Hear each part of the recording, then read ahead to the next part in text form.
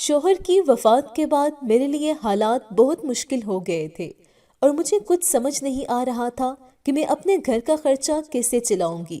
میرے شوہر نے اپنے ہوتے ہوئے کبھی مجھے کام کرنے کی اجازت نہیں دی تھی کہ جب میں کماتا ہوں تو تمہیں پریشان ہونے کی کیا ضرورت ہے۔ اس لیے زندگی بہت اچھی گزری، مگر اب کہ جب میرے سر پر تین تین جوان جہان بیٹیوں کا بوجھ تھا اور ان کی شادیوں کی عمر تھی، تو ایسے حالات میں میرے شوہر کا مجھے چھوڑ کر چلے جانا انتہائی تکلیف دہ تھا۔ رشتہ داروں نے بھی منہ موڑ لیا تھا۔ کوئی اس وقت ایسا نہیں تھا جو ہمارے سر پر ہاتھ رکھتا اور ہمارا سہارا بنتا۔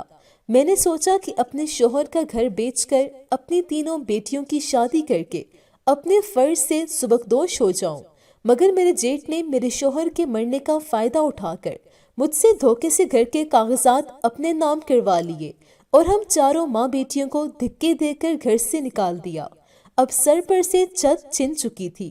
ان حالات میں میرا تو جی چاہتا تھا کہ میں مر ہی جاؤں، لیکن اپنی جوان بیٹیوں کو دیکھتی تو میں رک جاتی۔ بڑی مشکل سے ایک کرائے کا مکان ملا تو میں نے سوچا کہ میں کہیں کام کر لوں۔ پڑھی لکھی تو میں تھی نہیں، اس لیے سوچا کہ لوگوں کے گھروں میں کام کر کے 2 وقت کی روٹی تو کما ہی لوں گی۔ میری بیٹیاں انتہا کی خوبصورت تھی، لیکن ان میں صرف یہی کمی تھی کہ وہ پڑھی لکھی نہیں تھی۔ اصل میں میرے شوہر ساری عمر یہی کہتے رہے کہ انہوں نے اتنا پڑھ لکھ کر کیا کرنا ہے، کل کو ان کی شادیاں ہو جانی ہے، انہوں نے کون سا نوکری کرنی ہے۔ اس لیے اپنی بیٹیوں کو ہم نے میٹرک کے بعد مزید تعلیم دلوائی ہی نہیں تھی۔ وہ بھی باہر جا کر کوئی کام نہیں کر سکتی تھی، ان کو کوئی نوکری نہیں دے سکتا تھا۔ اس لیے بہتر یہی تھا کہ میں ہی باہر نکلوں۔ میں روز گھر سے کام کی تلاش میں نکل جاتی۔ آخر کر کچھ دنوں کی محنت کے بعد مجھے ایک گھر میں ملازمہ کا کام مل ہی گیا۔ جب میرے گھر آ کر اپنی بیٹیوں کو بتایا کہ مجھے کام مل گیا ہے، کل سے میں کام پر جایا کروں گی، تم لوگ گھر کا دھیان رکھنا اور کوئی دروازہ نہ کھولنا، تو بیٹیاں کہنے لگی، آپ چھوڑیں، ہم تینوں کو کام مل گئے، ہم بھی آپ کے جانے کے بعد نوکری ڈھونڈنے جایا کرتی تھی اور ہم تینوں کو ایک بہت اچھی جگہ پر کام ملا ہے۔ میں حیران ہوئی کہ تم تینوں کو کون سا کام ملا ہے، کیا نوکری ہے، مجھے بتاؤ تو صحیح۔ لیکن انہوں نے بات ٹال دی اور کہا کہ آپ کو سمجھ نہیں آئے گی، ہم نہیں چاہتے کہ آپ کام کریں۔ ہمارے باپ نے ساری زندگی آپ سے کام نہیں کروایا، تو ہم کیسے کروا لیں، آپ بس گھر بیٹھیں۔ وہ تینوں روز صبح کو اپنے کام پر نکل جاتی اور شام کو جب آتی تو میرے ہاتھ پر ڈھیروں پیسے رکھ دیتی۔ میں بہت خوش تھی کہ میری بیٹیاں کمانے لگ گئی ہیں، اور میں نے یہی سوچا تھا کہ اب ان پیسوں کو جوڑ کر میں ان کے جہیز کی چیزیں بناؤں گی۔ لیکن کبھی کبھی مجھے حیرت بھی ہوتی تھی کہ آخر اتنے پیسے ان کو کس نوکری سے ملتے ہیں۔ اتنے پیسے تو پڑھی لکھی لڑکیاں بھی نہیں کماتی جتنا یہ تینوں کما رہی ہیں۔ لیکن میں جب بھی ان سے پوچھتی تو یہ کہتی، اماں آپ آم کھائے پیڑ کیوں گن رہی ہیں؟ آپ کو پیسوں سے مطلب ہے نا، گھر کا گزارا ہو رہا ہے تو بس کافی ہے۔ پھر اس کے علاوہ ایک اور بات بھی تھی جس نے مجھے کافی شک میں ڈال دیا تھا کہ جیسے تینوں کام سے آتی تو آتے ہی اپنے کپڑے پھاڑ کر پھینک دیتی تھی۔ میں ان کو ڈانٹتی کہ تم لوگ ایسا کیوں کرتی ہو، روز روز کپڑے پھاڑ دیتی ہو، بھلا کپڑے بنانا آسان ہے اور اس مہنگائی کے دور میں؟ لیکن وہ یہی کہتی تھی کہ اماں جہاں پر ہم نوکری کرتے ہیں وہاں کی شرط ہے کہ گھر جاتے ہی آپ ان کپڑوں کو پھاڑ کر پھینک دے گے۔ لیکن وہ یہی کہتی تھی کہ اماں جہاں پر ہم نوکری کرتے ہیں وہاں کی شرط ہے کہ گھر جاتے ہی ہم ان کپڑوں کو پھاڑ کر پھینک دیں گے۔ اپنی بیٹیوں کی ان حرکتوں سے اب مجھے تجسس اور پریشانی ہونے لگی تھی کہ کہیں یہ کسی غلط راہ پر تو نہیں چل دی۔ زمانہ کافی خراب تھا اور میری بیٹیاں تو تھی بھی اتنی پیاری اور معصوم کہ کوئی بھی اتنی آسانی سے باتوں میں لگا کر کچھ بھی غلط کروا لیتا۔ میرا دھیان بار بار اس طرف جا رہا تھا کہ کہیں انہوں نے ماڈلنگ تو نہیں شروع کر دی۔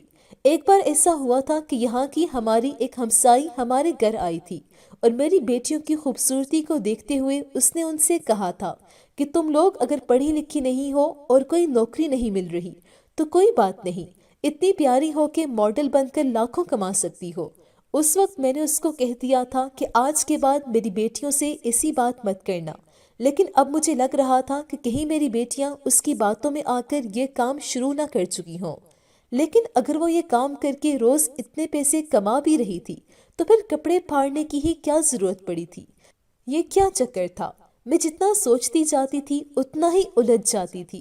میں نے فیصلہ کر لیا تھا کہ میں اس راز کا پتہ چلا کر رہوں گی، کیونکہ میرے بار بار پوچھنے پر بھی وہ تینوں مجھے کچھ نہیں بتا رہی تھی۔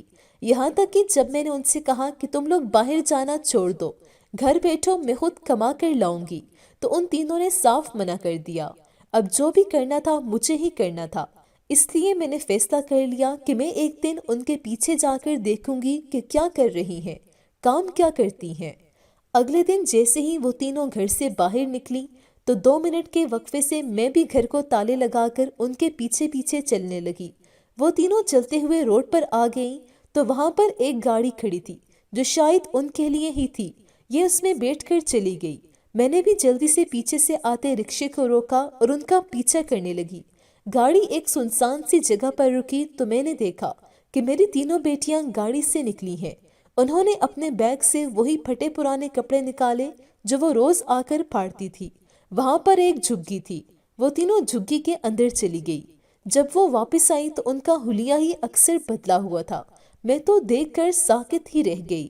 انہوں نے وہی پھٹے پرانے کپڑے پہن رکھے تھے جس سے ان کا بازو اور کمر کا تھوڑا سا حصہ نظر آ رہا تھا۔ بال بکھرے ہوئے تھے اور پیروں میں بھی پھٹے پرانے سے جوتے تھے۔ میں پریشان ہو گئی کہ انہوں نے اس طرح کا حلیہ کیا بنایا ہے؟ کیا یہ اپنے کام پر اس طرح جاتی ہیں؟ میرے دیکھتے ہی دیکھتے وہ دوبارہ سے گاڑی میں بیٹھی اور میں بھی جلدی سے رکشے میں بیٹھ گئی اور ایک بار پھر سے ان کا پیچھا کرنا شروع کر دیا۔ اب کی بار اس گاڑی نے میری تینوں بیٹیوں کو الگ الگ چوک پر اتارا تھا اور جو کچھ میں نے دیکھا میں تو شرم سے ڈوب مرنے والی ہو گئی تھی۔ میری بیٹیوں نے بھیک مانگنی شروع کر دی تھی۔ وہ پھٹے پرانے کپڑے پہن کر سڑک پر بھیک مانگنے بیٹھ جاتی۔ ان کی خوبصورتی اور ان کے پھٹے پرانے کپڑوں سے جھلکتے جسم کو دیکھ کر لوگ اور تماشائی خود بخود ہی رک جاتے تو ڈھیروں پیسے بغیر مانگے ان کے آگے رکھ جاتے۔ شام کو وہ دوبارہ سے کپڑے بدل کر گھر واپس آ جاتی اور میرے ہاتھوں پر ڈھیروں پیسے رکھ دیتی۔ آج بھی جب انہوں نے ایسا کیا تو میں نے ان تینوں کے منہ پر تھپڑ مارے کہ تم لوگوں کی ہمت کیسے ہوئی اس طرح کا کام کرنے کی۔ بڑی بیٹی روتے ہوئے کہنے لگی، تو آپ ہی بتائیں ہمارے پاس اور کیا چارہ تھا؟ ہم تینوں کی کتنی خواہش تھی کہ پڑھیں لکھیں، لیکن آپ اور ابا نے ہمیں ان پڑھ ہی رکھا۔ اب ہمیں کوئی نوکری نہیں دیتا تھا تو بھیک مانگنے کے سوا ہمارے پاس اور کیا چارہ رہ جاتا ہے؟ ایک آدمی نے ہمیں یہ آفر دی کہ ہم اس کے لیے یہ کام کریں تو ہم نے حامی بھر لی۔ اگر کوئی چھوٹی موٹی نوکری کر بھی لیں تو آج کل خرچے اتنے ہو گئے ہیں کہ پھر بھی گزارا ممکن نہیں، تو ہمیں یہی مناسب لگا۔